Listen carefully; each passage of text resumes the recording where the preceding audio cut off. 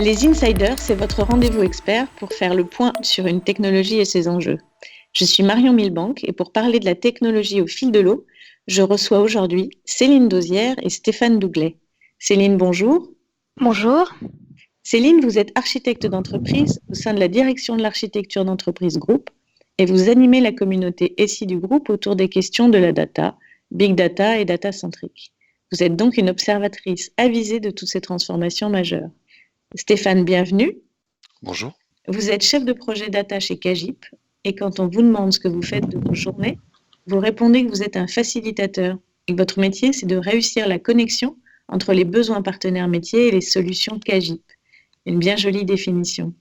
Rentrons dans le vif du sujet. Si je vous dis data au fil de l'eau, quelle est la première idée qui vous vient à l'esprit, Stéphane ? Je vois tout de suite un potentiel incroyable pour le Crédit Agricole de créer de la valeur à partir de ces données métiers, notamment sur la détection de fraude en temps réel. Oui, absolument, Stéphane. Et c'est fondamental, surtout aujourd'hui, avec un contexte économique et financier particulier, avec la révolution digitale, avec la concurrence, notamment l'arrivée de nouveaux acteurs comme les néobanques, les GAFA, avec les exigences des clients qui, pour certains, veulent tout de suite et ne voient pas pourquoi ils ne géreraient pas leurs opérations bancaires ou leurs assurances comme ils réservent un VTC. Dans ce contexte, il est primordial d'être toujours plus innovant, de savoir se différencier. Un des leviers pour y parvenir est la valorisation des données. Notre monde assiste à une explosion de la donnée. Nous disposons d'énormément de données, qu'elles soient internes, des données externes, des données de partenaires.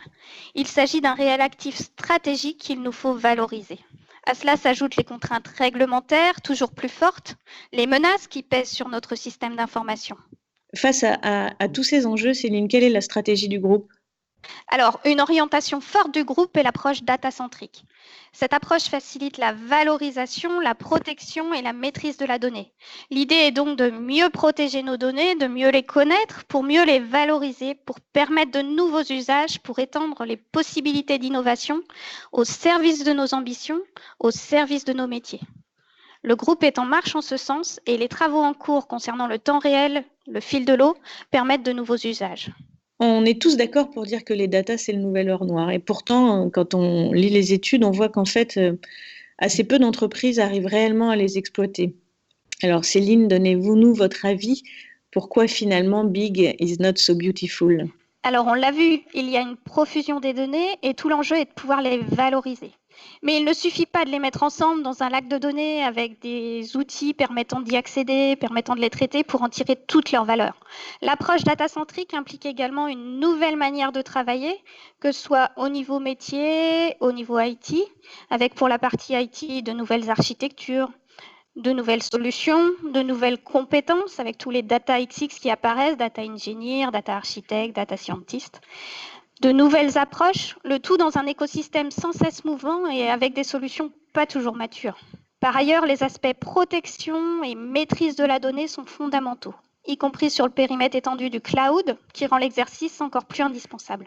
Mais j'imagine qu'il ne suffit pas d'avoir les bons outils et les bonnes compétences. Oui, en effet, il faut sensibiliser l'ensemble de l'entreprise à la culture data. Un exemple concernant la maîtrise de la donnée. Valoriser une donnée de mauvaise qualité n'a pas de sens. Tout le monde doit prendre conscience de l'importance de la qualité de la donnée. Si on ne connaît pas la date de naissance de client, on ne saisit pas une date par défaut. Il faut donc s'organiser au niveau métier, IT, pour atteindre ce niveau de maîtrise de la donnée, la connaître et la faire connaître. Très important de faire connaître sa donnée si on veut qu'elle soit utilisée, qu'elle soit valorisée. Savoir d'où elle vient, déterminer qui peut l'utiliser, pourquoi faire, à quelle fin, connaître son niveau de qualité. Là encore, le groupe est en marche en ce sens et de nombreux usages voient le jour en production autour de la valorisation de ces données, tout en respectant nos engagements d'éthique et de transparence envers nos clients notamment. Ces usages vont de l'amélioration de l'expérience client au domaine risque, fraude et conformité, en passant par l'innovation et la performance IT, l'efficacité opérationnelle. Et lors des clubs Big Data, ces journées où témoignent les entités du groupe sur leurs projets, sur leurs réflexions autour de la donnée, on voit clairement que les premiers usages d'intelligence artificielle arrivent en production. Un moyen d'exploiter encore plus toutes ces données. Dans ce grand sujet des data, il y a donc l'enjeu du temps réel. Stéphane, vous héritez de la question simplexité. C'est la plus compliquée. Vous avez 2 minutes pour nous faire comprendre les implications technologiques de la data au fil de l'eau. On va essayer de réussir ce challenge. On sait aujourd'hui traiter des données en temps réel puisqu'on sait faire du transactionnel. Mais une architecture temps réel consiste à compléter le dispositif existant avec une brique outil telle qu'Apache Kafka et une brique de traitement pour filtrer, acheminer, stocker et traiter les données en temps réel au fil de l'eau, en continu, mais surtout entre plusieurs applications en même temps. Et c'est bien le challenge aujourd'hui, notre capacité à partager et consommer la donnée en temps réel entre plusieurs applications. Il y a dans le monde bancaire américain des success stories de réduction de l'empreinte mainframe avec une approche temps réel et avec l'outil Apache Kafka. L'objectif de Kajip avec ces technologies n'est pas de transformer l'ensemble du SI par un coup de baguette magique, mais de le rendre plus réactif, plus en adéquation avec les besoins actuels, plus agile. Donc Kajip a Kafka dans son viseur depuis 2 ans. Mais qu'est-ce qu'il a de plus que les autres? Kafka, de plus que les autres, que son principal atout est sa scalabilité. On peut échanger sur un cluster plusieurs millions d'événements par seconde et doubler la capacité en quelques dizaines de minutes en ajoutant des nouveaux nœuds dans le cluster. Bref, l'outil s'adapte en fonction du besoin. Le modèle open source de la communauté qui porte l'outil Apache Kafka permet de réaliser des maquettes à moindre coût pour le Crédit Agricole via Kajip. Puis la version payante Enterprise développée par l'éditeur Confluent peut être un complément pour les usages de production pour atteindre un niveau de service supérieur, un SLA meilleur et des nouvelles fonctionnalités avancées notamment. Nous avons déjà contractualisé avec l'éditeur sur nos besoins précis pour un bus de données mutualisé pour les entités et ainsi éviter toute contamination de licences dans le groupe. Cette stratégie d'offre Kajip en escalier sera précisée en 2020. Stéphane, je vais vous poser la question cactus, celle qui pique. Qu'est-ce qui risque de mal se passer dans le déploiement d'un projet data et temps réel? Alors oui, ça va piquer un petit peu. Nous parlons bien d'une transformation de SI et c'est d'abord un investissement. Le but dans un premier temps n'est pas de faire des économies, mais de s'adapter aux besoins métiers qui viennent des attentes des clients. Donc l'agilité et adaptation pour réussir le flooding mainframe, agilité et adaptation pour réussir l'amélioration de notre centre de cyberdéfense, agilité et adaptation pour alimenter en continu nos plateformes data. Mais il faudra aussi rester vigilant sur la maîtrise de données de référence, celles que l'on nomme Golden Data, au sein de cette immense quantité de données toujours en augmentation. L'équipe dédiée Stream Data de la Factory DevOps Kajip va permettre d'initier et d'amplifier le mouvement de cette transformation. Beaucoup d'avantages et quelques points de vigilance donc pour les données orientées vélocité. Mais dites-nous tout, est-ce que c'est CAC, Crédit Agricole compatible?